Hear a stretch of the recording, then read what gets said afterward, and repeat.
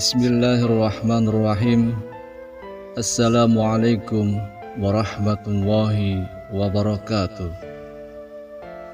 Syukur alhamdulillah kita bisa berjumpa lagi di channel ini.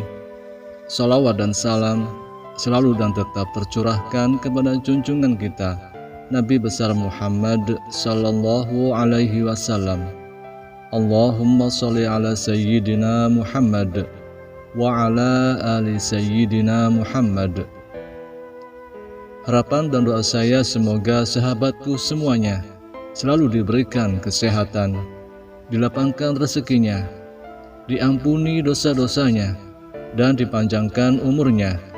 Amin ya rabbal alamin. Sahabat beriman yang dirahmati Allah, ada sebuah kisah yang menceritakan tentang awal mula hewan babi diciptakan, yaitu terjadi di zaman Nabi Nuh alaihi salam. Ketika Nabi Nuh alaihi salam dan para pengikutnya terombang-ambing di atas kapal, mereka merasakan aroma bau kotoran hewan di kapal itu. Semakin hari kotoran hewan yang ada di kapal itu semakin menumpuk. Selain mengganggu indera penciuman, ditakutkan hal tersebut akan menjadi penyakit untuk penumpang kapal Nabi Nuh alaihissalam itu.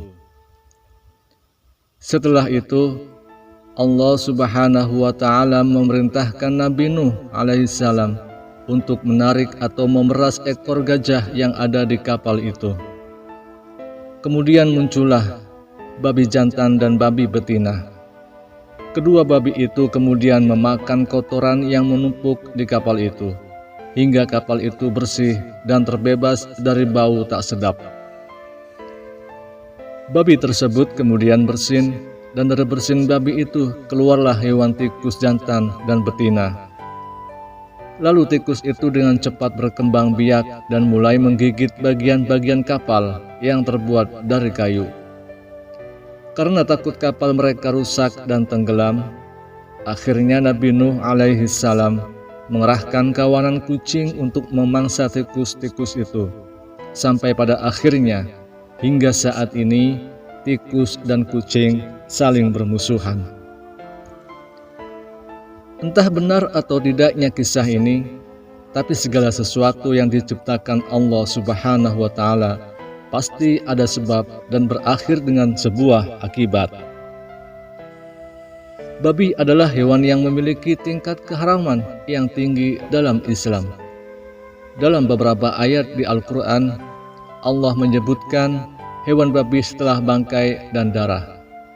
Artinya, babi mempunyai kedudukan yang tidak main-main. Banyak dari kita umat muslim salah paham tentang haramnya babi. Kebanyakan dari mereka yang ditanya kenapa babi itu haram, karena babi itu mengandung cacing pita sehingga tidak sehat jika dikonsumsi manusia.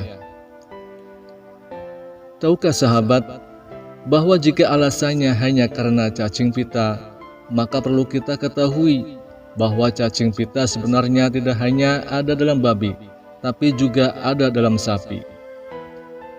Meskipun berbeda jenisnya, tetapi keduanya sama-sama merusak kesehatan manusia. Jadi, bukan itu intinya. Itu hanya satu dari sekian banyak alasan haramnya babi. Pernahkah sahabat lihat bahwa sebenarnya babi jenis apapun tidak memiliki leher? Entah itu babi ternak ataupun babi hutan, semuanya tidak ada lehernya. Badannya langsung nyambung dengan kepalanya. Dan ini sangat berbeda dengan hewan mamalia berkaki empat yang lain, seperti sapi, kambing, kerbau, semuanya punya leher kecuali babi. Hal ini membuat kita berpikir bahwa babi itu memang diciptakan bukan untuk dimakan oleh manusia.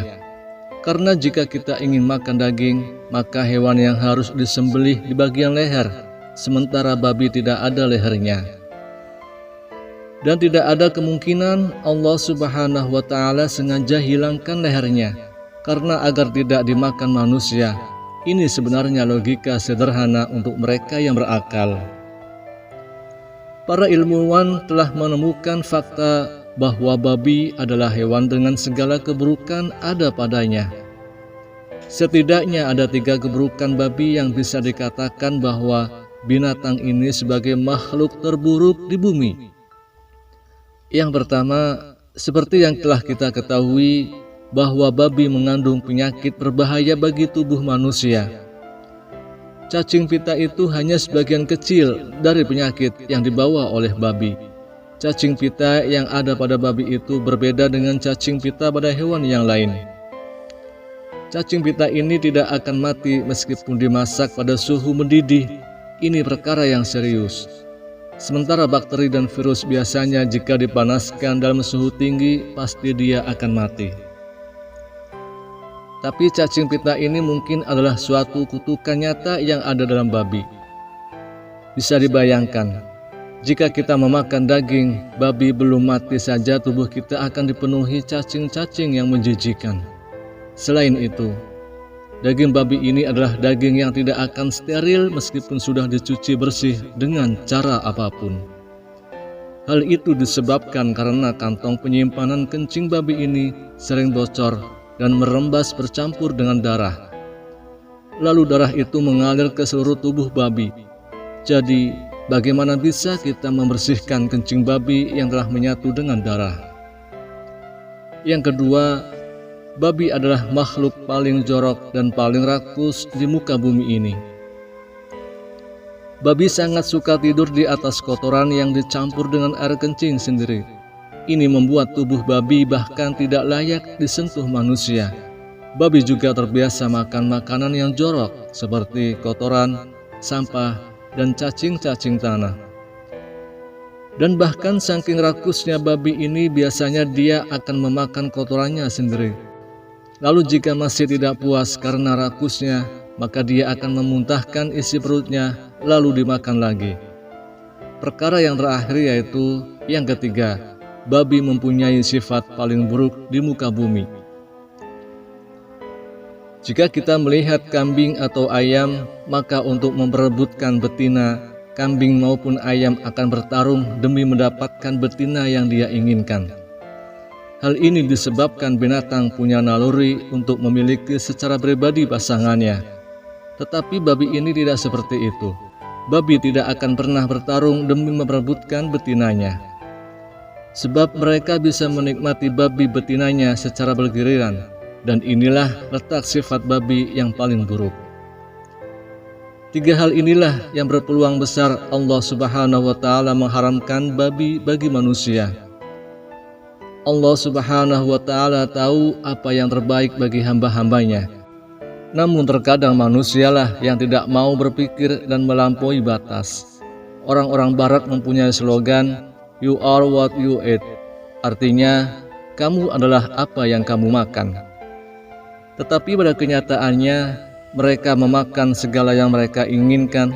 Inilah alasan logis kenapa babi diharamkan.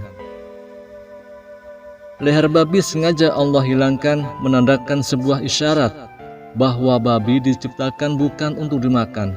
Namun bukan berarti semua binatang lain yang punya leher adalah halal.